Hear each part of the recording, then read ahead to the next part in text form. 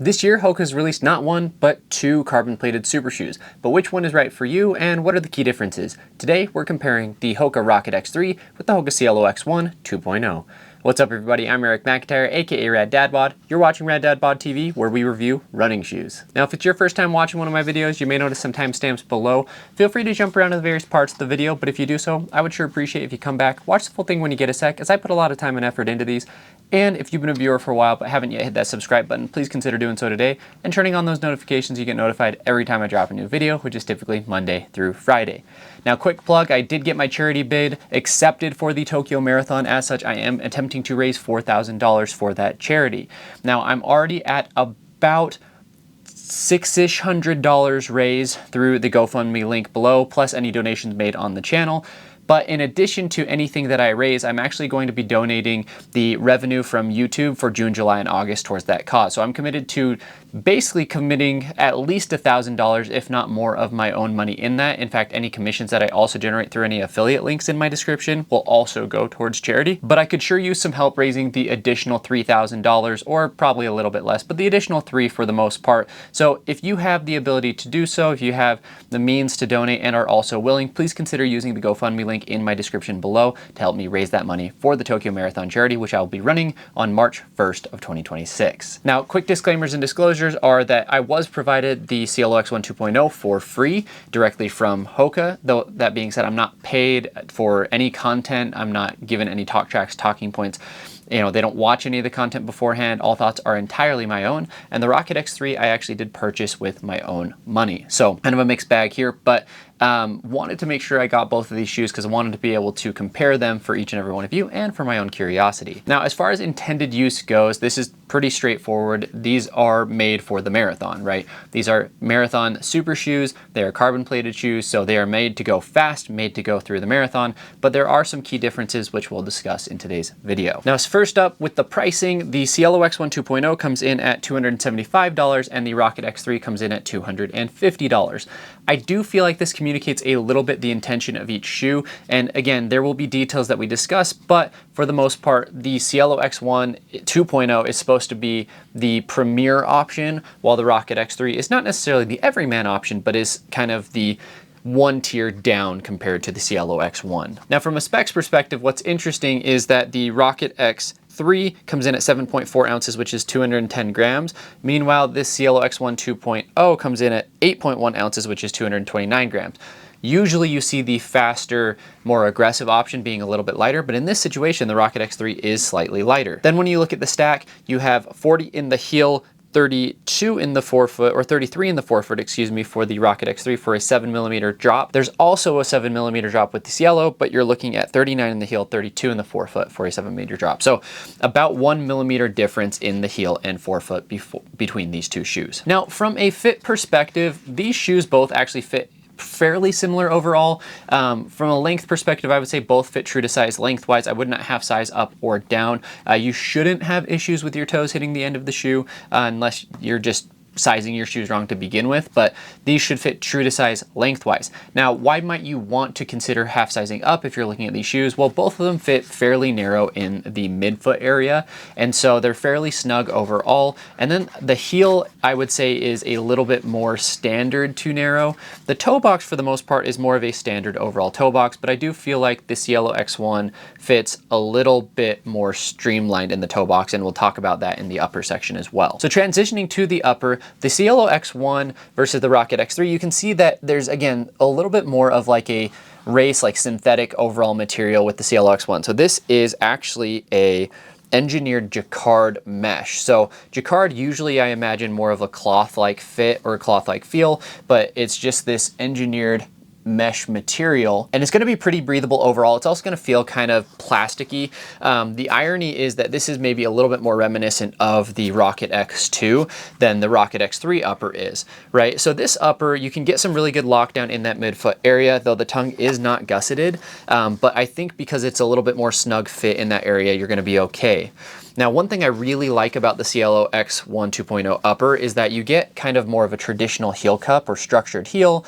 You get that flare, and then you have some light cushion there as well. So oftentimes race shoes, they get a little bit too crazy in the heel and it causes issues, causes rubbing. They try and go too minimal. So I actually like the structured heel that's going to aid with lockdown. It's going to reduce the ability for your heel to kind of slip out, and that extra cushion also is going to reduce potential hot spots. But then you have the more synthetic, breathable kind of engineered jacquard mesh throughout the rest of the upper, which is going to save some weight. Ironically, again, it's heavier than the Rocket X3, but you are going to save some weight there, and then you have a nice overall lacing system, and the tongue does stay put for the most part. So all in all, I really like the combination again of a structured heel, more race-like fit, a little bit more streamlined, but again, if you have wide feet, these might not work for you because they do fit pretty snug there through the midfoot. Moving to the Rocket X3, you have a similar overall construction as far as kind of a more structured heel. You have kind of that classic heel, you have the heel flare, you have a little bit more softened cushion there in the heel area. And then the tongue is going to be this more cushioned kind of mesh knit material that is going to be a little bit softer, you know, give you a little bit more protection against lace pressure. The tongue is also not gusseted in this shoe, though I haven't had any issues with the tongue sliding around, luckily. And then the other thing is the majority of the upper is a single layer engineered mesh. So this is a little bit different. It's more of what you would imagine when you hear the word mesh, where you can kind of see through it. It's a little bit more clothy of a material. I would say it's fairly like equally as breathable, and it seems to be probably a little bit lighter as well than the engineered jacquard mesh. You still get good lockdown in that midfoot area. I wasn't shifting around at all in this shoe. I would say it fits a little bit, like it has a little bit more stretch or a little bit more give than the Cielo X1 upper, right? So all in all, it's breathable. It's maybe a little bit less like race-like, but at the same time, I think it's very, very capable because it is lightweight, it is breathable, and I haven't had any noticeable hot spots as well in this shoe. They also went with a slightly more premium lace, in my opinion. Kind of these, the ribbed laces, I think those are the best type of laces specifically for race shoes, at least in my opinion. So moving to the midsoles, so both of them are going to have a PIBA-based foam with a carbon fiber plate running between the two layers of foam. With the Cielo X1 2.0, you have a pretty aggressive rocker and geometry. You also have a medial cutout there, right? So you can see there's a decent cutout there, so that portion of the heel is decoupled with the forefoot area. And you know, this feels a lot more aggressive. When wearing the Cielo X1, it feels like you're in more than a 7mm drop. It feels a lot more aggressive. And when you run in it, it almost does feel like you're running downhill. Like it does really put you onto your toes. That transition from heel to toe is very quick, very aggressive. The foam is soft. The foam is responsive. It is snappy. I do get snap in this shoe. Some people say it's a little bit softer than they prefer, but I don't know what they're talking about because a lot of super shoes are way squishier than the PIBA in the Cielo X1 2.0. It is unstable. It is very unstable, right?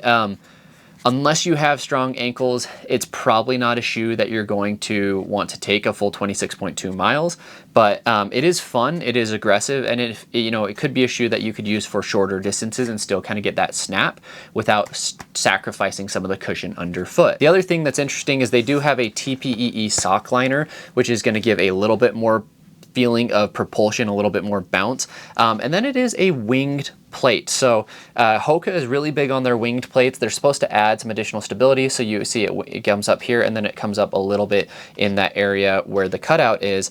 I don't know that it necessarily adds additional stability to me, but the shoe is definitely snappy and it does feel fast. Now the Rocket X3, it does feel fast as well, but in a very different way. This shoe is a little bit more bouncy. So the Cielo X1 2.0, a little bit more snappy. The Rocket X3 is very much bouncy. And frankly, between the three shoes like the Rocket X2, the Cielo X1 2.0, and the Rocket X3, I actually think that the Rocket X3 feels the slowest. And that's not necessarily a bad thing, because sometimes when a shoe is a little bit too aggressive or it propels too much, then it's not sustainable, again, for the marathon distance. So between these two shoes, I'm not 100% sure I could take the Cielo X1 2.0 a full marathon without breaking down. The Rocket X3, I'm very comfortable and confident saying, yes, I could definitely do that. Now the Rocket X3 also has, again, the dual layer PIBA. I do believe it's dual density though, so you have a slightly softer, squishier foam on the top layer, and then it's still PIBA, but a little bit more firm, a little bit more structured on the bottom. So that's going to aid in some of the stability. It's going to give you a little bit more control. You also still have the winged plate, which is supposed to help with that. And then you just have a wider overall base as well as this cutout underneath. That cutout is going to help kind of disperse the foam outwards so that you don't collapse to one side necessarily. So I do feel like it's one of the more stable super shoes out on the market. But frankly, this year, most super shoes have kind of like eliminated any elements of stability just because they're trying to get more and more aggressive.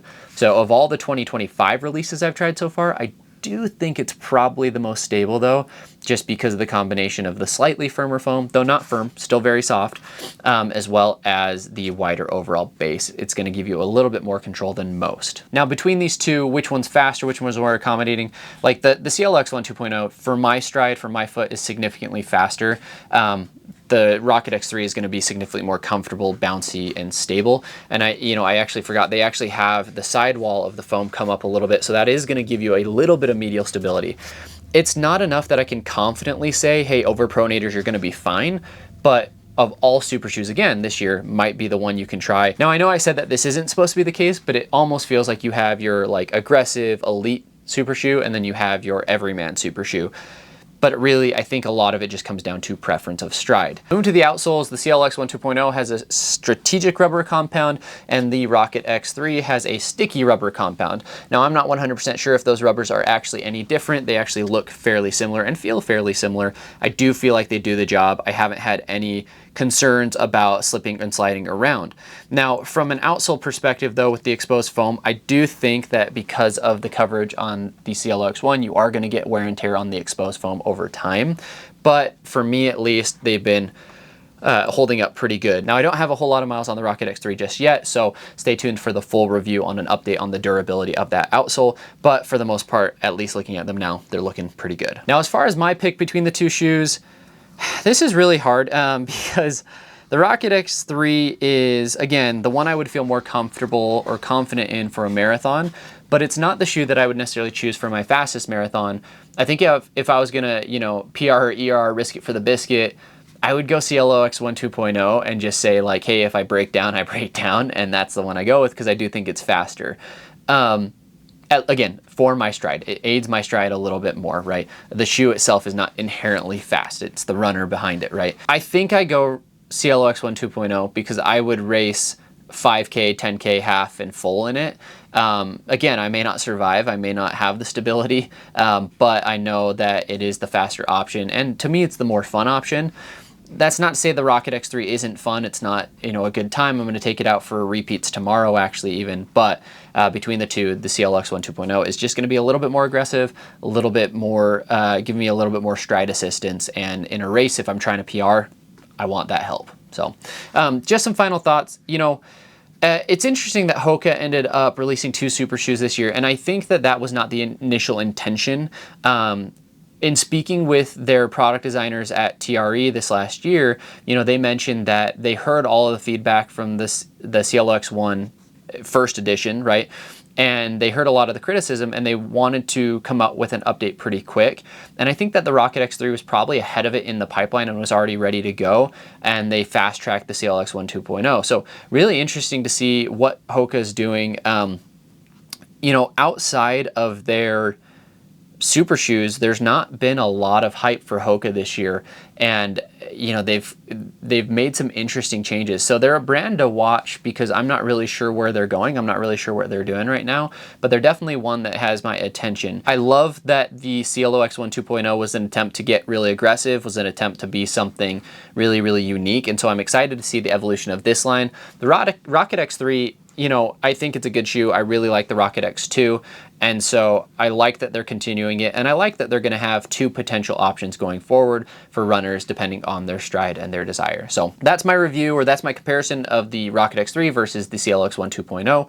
If you watched this far, let me know in the comments what you enjoyed about today's video, what questions you have, what other comparisons you'd like to see, and what I could be doing to make these videos even better for each and every one of you. Now again, quick plug, if you have the means and you're able to help me raise money for the Tokyo Marathon Charity Foundations, please consider using the link in the description below for the GoFundMe. Right now, again, I'm sitting at about $600 raised. The goal is to raise about $3,000, and I will donate at least $1,000 of my own to make this happen as well. And just to wrap us up, I'll leave you guys with a question, as always, which is, which would be your preferred option, the Rocket X3 or the Cielo X1 2.0? Thanks, everybody.